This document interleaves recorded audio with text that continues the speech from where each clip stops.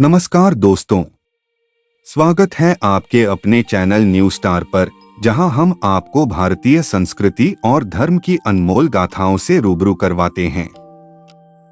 आज हम आपके लिए लाए हैं रामायण के तीसरे अध्याय अरण्यकांड की अद्भुत और प्रेरणादायक कथा। इसमें जानिए कैसे भगवान राम ने दंडक वन में राक्षसों का संहार किया, शूर्पणखा के अहंकार को तोड़ा और रावण द्वारा माता सीता का हरण हुआ। तो इस रोमांचक यात्रा में हमारे साथ अंत तक बने रहिए। दंडक वन में प्रवेश। अरण्यकांड की शुरुआत भगवान राम, माता सीता और लक्ष्मण के दंडक वन में प्रवेश से होती है। दंडक वन एक घना और रहस्यमय जंगल है, जहां अनेक ऋषि और मुनि तपस्या करते हैं। इन ऋषियों पर राक्षसों का आतंक था, जो उनकी यज्ञों को भंग करते और उन्हें सताते थे। राम उन मुनियों से मिलते हैं जो राक्षसों के अत्याचार से त्रस्त हैं। मुनियों के दुख सुनकर राम उन्हें आश्वासन देते हैं कि वे उनकी रक्षा करेंगे। शूर्पणखा का आगमन। शूर्पणखा, रावण की बहन, दंडक वन में घूमते हुए राम के सौंदर्य और तेज से प्रभावित होती है। वह राम के पास जाकर उनसे विवाह का प्रस्ताव रखती है। राम इसे विनम्रता से अस्वीकार कर देते हैं और लक्ष्मण से बात करने का सुझाव देते हैं। लक्ष्मण भी उसे अस्वीकार कर देते हैं। शूर्पणखा का क्रोध बढ़ जाता है और वह सीता पर हमला करने का प्रयास करती है। लक्ष्मण उसकी नाक और कान काटकर उसे दंडित करते हैं। घायल और अपमानित शूर्पणखा अपने भाइयों खर और दूषण के पास जाकर अपनी व्यथा सुनाती है। खर और दूषण का वध। शूर्पणखा के अपमान का बदला लेने के लिए खर और दूषण अपनी विशाल राक्षस सेना के साथ राम पर आक्रमण करते हैं। यह युद्ध अत्यंत भयंकर होता है, लेकिन राम अपनी अलौकिक शक्ति और धनुष बाण से सभी राक्षसों का वध कर देते हैं।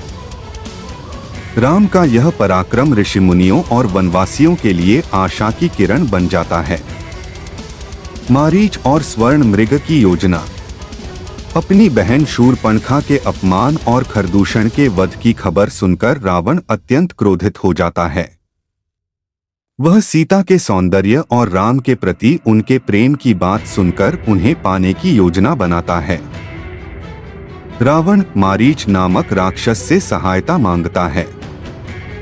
मारीच, जो राम के पराक्रम से पहले ही भयभीत है, रावण के प्रस्ताव को पहले अस्वीकार करता है। लेकिन रावण के दबाव में आकर वह स्वर्ण मृग का रूप धारण करता है। यह मृग इतना आकर्षक होता है कि सीता उसे देखकर मोहित हो जाती हैं और राम से उसे पकड़ने का आग्रह करती हैं। सीता का आग्रह और राम का मृग का पीछा।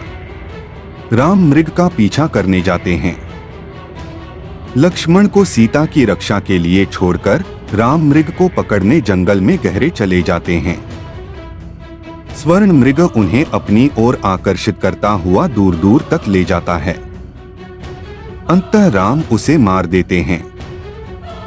मारीच मरते समय राम की आवाज में हे लक्ष्मण बचाओ चिल्लाता है।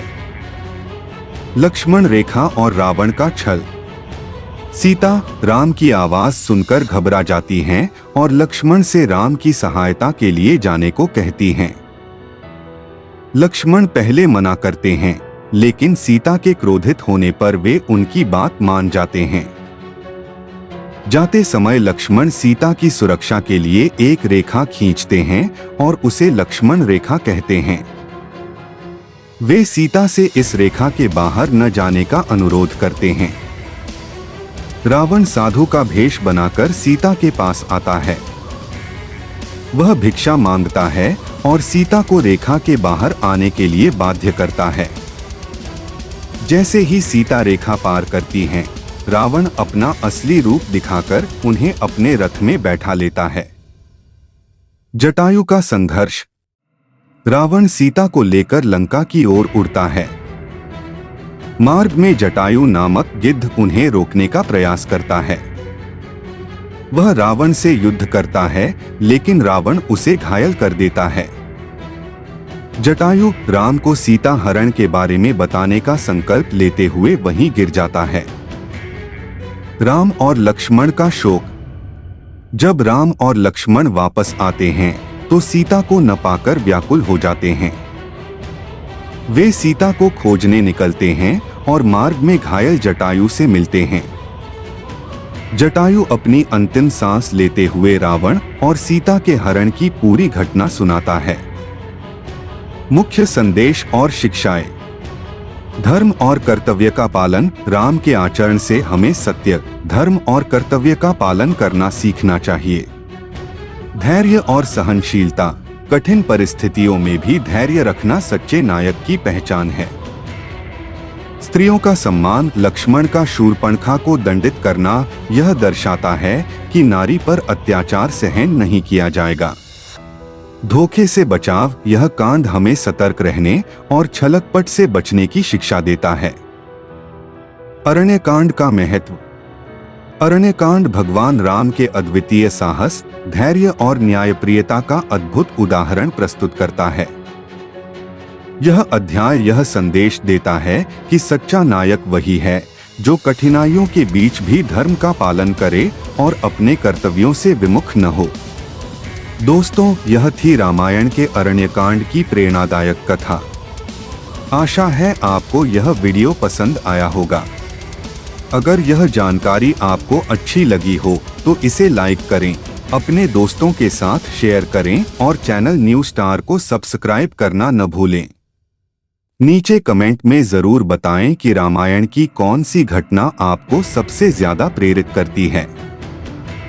मिलते हैं अगले वीडियो में, तब तक के लिए जय श्री राम।